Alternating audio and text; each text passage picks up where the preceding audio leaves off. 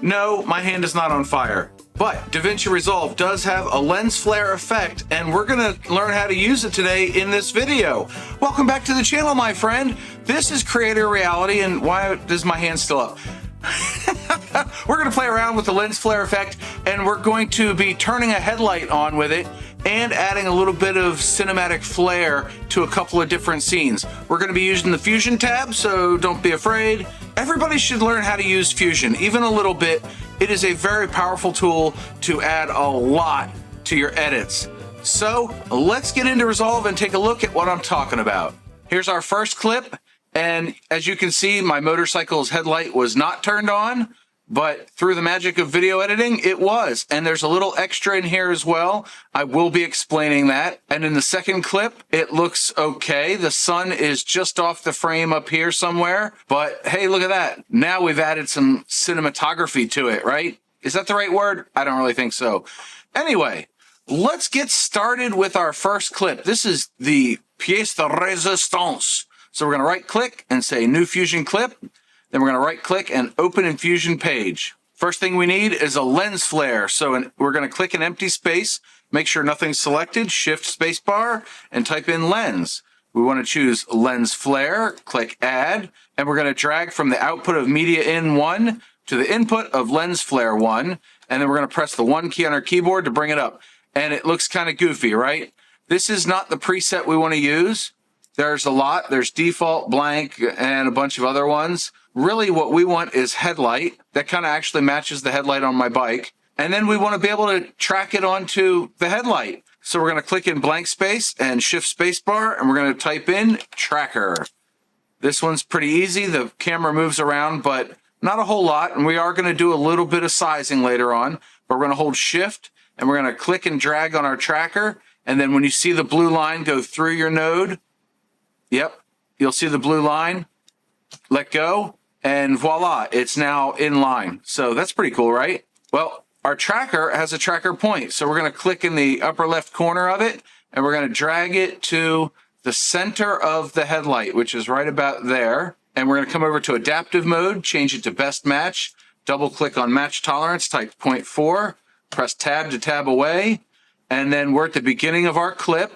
So we're going to track forward from here. And you'll see that it follows it throughout the entire clip. So now that that's done, we can click on lens flare, expand our position area, and then we'll right click on position, say connect to tracker 1 path, position. Ta-da, look at that. And we'll scrub back and we'll see that throughout the clip, it is centered on the headlight. Now we can really get down to business. But before we do, make sure you press that like button, okay? Do me a favor, let me know you're still watching. Let's get back at it. So now we can connect lens flare to the output of tracker 1, and that merges it into the final output. And you'll notice that this lens flare preset adds these extra little dots over here, which is pretty cool. And you're going to see those move. So now it looks good. It's tracked. We need to size it. So under global corrections, we have global scaling. We're going to control mouse wheel to zoom in, and we're going to bring the scale down a little bit, right to about there where we can still see the halo around the headlight. That's a piece of the headlight.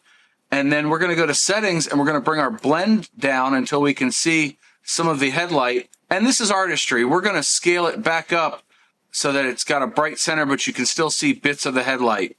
Now, when I come up here and choose fit, I think it looks pretty good right there. But the problem is, if we go a few frames in, right about here, I start backing away from the motorcycle. So what we're going to do is we're going to find where I start backing away. So right about here. And we're going to go to global corrections, global scaling, click on our keyframe icon, and then we're going to go to about here where I have just basically stood still now, and we're going to scale it back down. And again, we're going to control mouse wheel to zoom in to really get this dialed in right there. That's good. And then we're going to come back to fit, and you'll see that now it scales and gets smaller as I get further away from the bike. That's pretty cool, right? So now for the last thing, that little extra I told you about earlier, we're going to move media out over.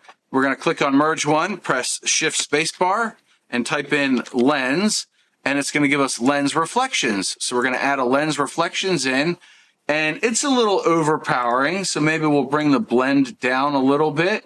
And in here with lens reflections, there's a lot you can do with it. You can change the anamorphism and all the colorization and different reflecting elements, but I kind of like it the way it is. I just want the blend a little bit lower than where it's at now. So we're going to drag that down just to add a little hint to it. And then we'll come back to the edit page and we'll let Davinci Resolve create the render cache. And now that that's done, let's play back this effect. And you'll see that the lens flare and all the elements move around, and a little bit of lens reflections kind of washes out some of the colors. But throughout this effect, things are moving around the way they would be if your camera actually captured those lens flares to begin with, like if the headlight was actually on. Isn't that neat? That is super cool, right? Hey, if you haven't subscribed now, why not? Leave me a comment below why you haven't subscribed. And if you have, thank you very much. I appreciate you watching. Let's go take a look at our second effect. All right, here we have our clip. I showed it to you earlier. Sun's up here a little bit. We're gonna right click, create a new Fusion clip, then right click and open in Fusion page. Move things around a little bit. First thing we need to do is click an empty space, shift space bar. We want the lens flare again. Yep, we want the lens flare. We're going to drag from our output and connect to our input of the lens flare. And then we're going to merge it back in by dragging the output back to the output of media in 1, which creates merge 1. And you can see it's not really what we want, but we're going to drag it up here to where the sun should be.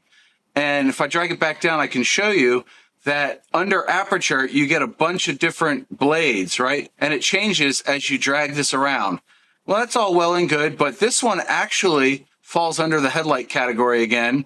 And when I have this one selected and I move it all the way up, it sort of matches the colorization of the sun from the original clip. So that's pretty cool. And I'm going to grab my ring, drag it way out, and then drag all the way up until it's just outside the frame. There we go. Just get it just about there. This is artistry, right? And if you play through this clip right now, at a certain point, I move the camera and now our sun flare is in the wrong spot. But it does add those neat dots, which I think is pretty cool. So we're going to go and we're going to find the spot where I move the camera right about there. And we're going to go to position and we're going to keyframe it with our keyframe icon. And then we're going to come down here to where it stops. And we're going to move our frame with the center mouse wheel. And then our icon here is visible. So we're going to drag it over to about here. And you can see that it created the line. So it shows you that it's going to be moving. And then I come along in the footage and I drop it down. So maybe we want to move this down a little bit, just a touch, and back. And that'll cause those lens flare dots to move a little bit, right? Oh, there it is.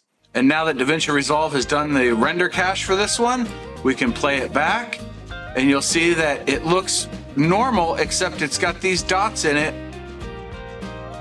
And then boom, it follows the movement of the camera.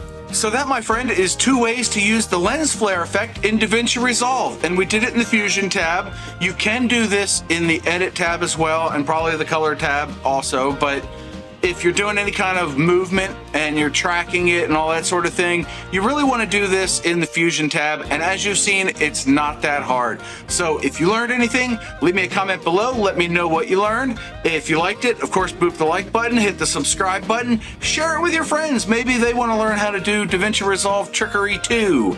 Anyway, I do hope you enjoyed this video and I thank you for watching today. Go check out this video next and I'll see you guys in the next one. Take care.